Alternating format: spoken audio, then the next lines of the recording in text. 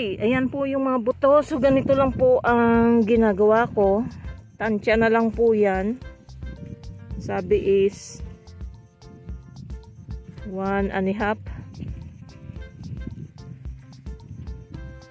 Hindi 1 inch ha, 1 and a half. Okay. Ayan po yung seeds ko. Treated na po yan. Ay! Naku, lalagyan ko nga pala ng... Lalagyan ko pa ba ng ano? Wag na. Baka naman maluto sila kasi may cow manure na nga ito eh. Baka naman masobrahan yung ano.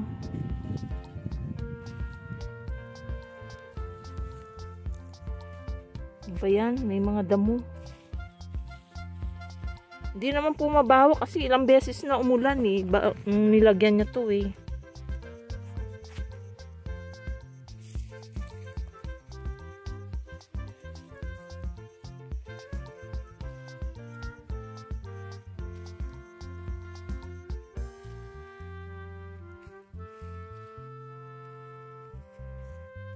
One and a half. Di sundin. Mukhang malalim yun.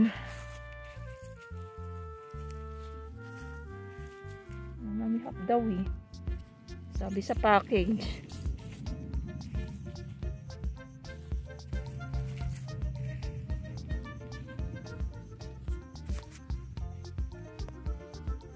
Yan, marami pa akong bubunin. Ayan, tapusin ko po ito ha. Okay.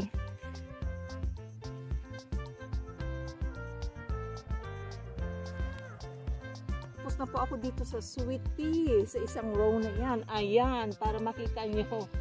Ay, 2:00 na yata at kakain po muna ako ng tanghalian at susunod ko naman yung shell pea next. I think 4 feet pero gawin ko kayang 5 feet ang distance kasi gumaganon pa po yan eh, syempre. So, okay guys, kita-kits tayo ulit mamaya. Kakain muna ako ng tanghalian at 2:00 na at mainit na po. Okay guys.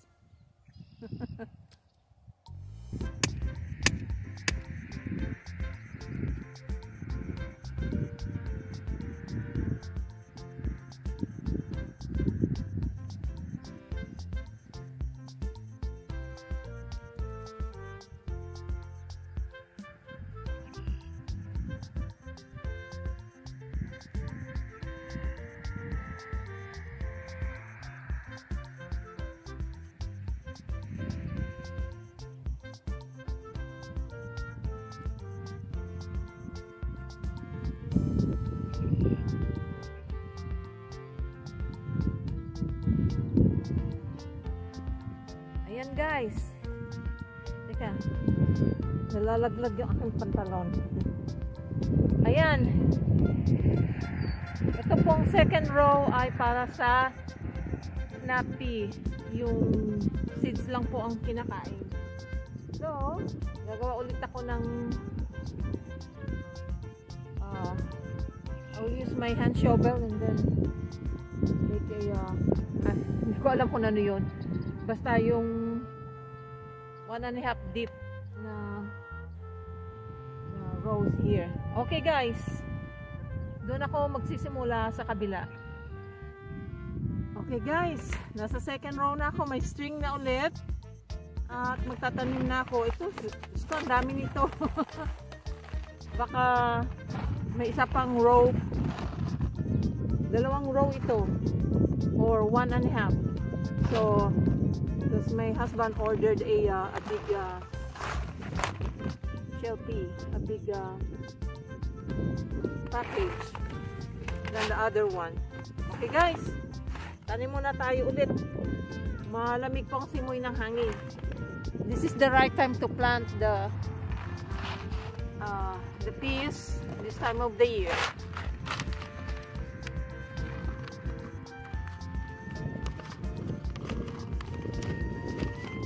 Yeah.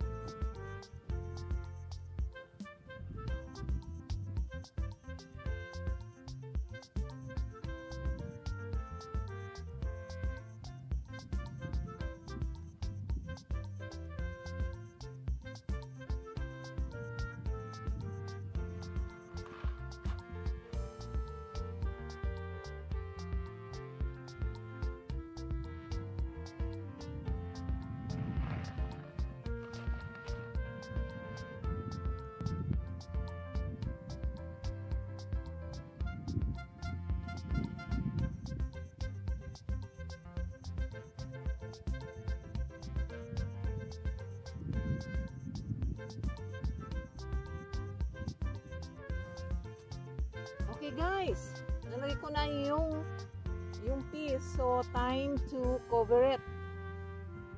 Cover po natin. Same din po yung dip. 1 and 1/2. So, kukuha ako na dito banda. Ano kasi, basa. Basa. Hirap basa yung lupa.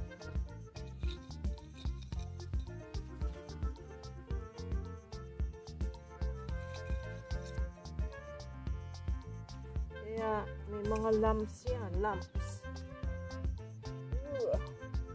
Ayan.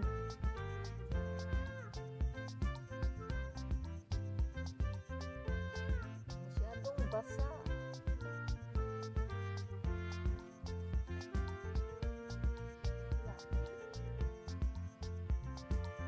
Buo pang pupo. Baka.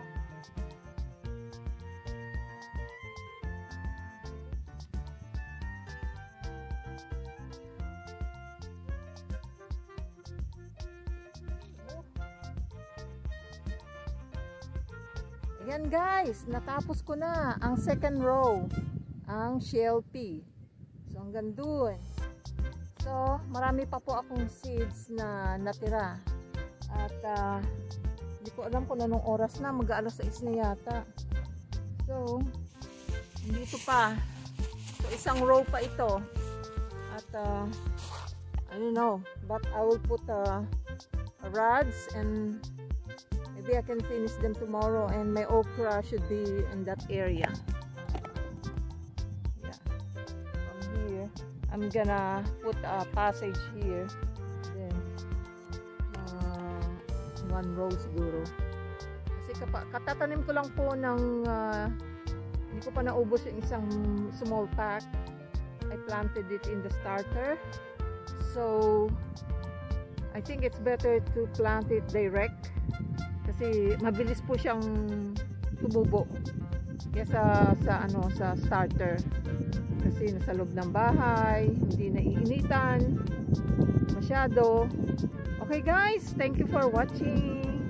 Yan ang aming pagtatanim sa aming garden. Kita-kits po tayo mga kabayan, mga ka-farmers, mga kaplantito at mga kaplantita. Ayan ang bukid, nagtatanim po ang mga farmers ngayon. Okay, bye. Okay guys, magsi-6 pa lang po. So I have 15 minutes para taniman more than half. So gusto ko matapos na tong sweet pea para bukas yung okra naman yung itatanim ko. So more than half po yan. Pag meron pang natira at meron pa akong time, continue ko lang po hanggang maubos po ang seeds. Okay guys, magtanim tayo. Guys, okra naman po ang itatanim ko. Okay? Ayan.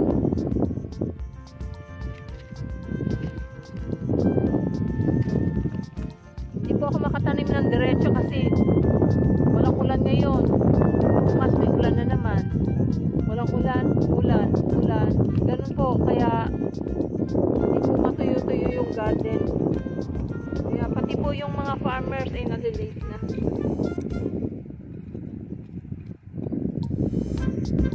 Okay.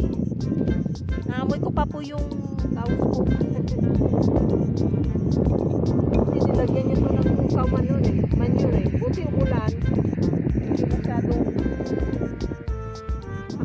amoy, pero may naamoy ko pa rin.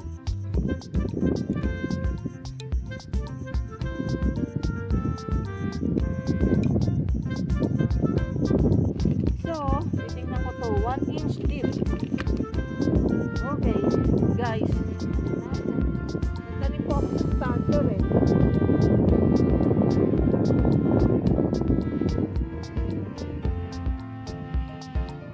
Kasi merong dinikit-dikit ko sa mga inches.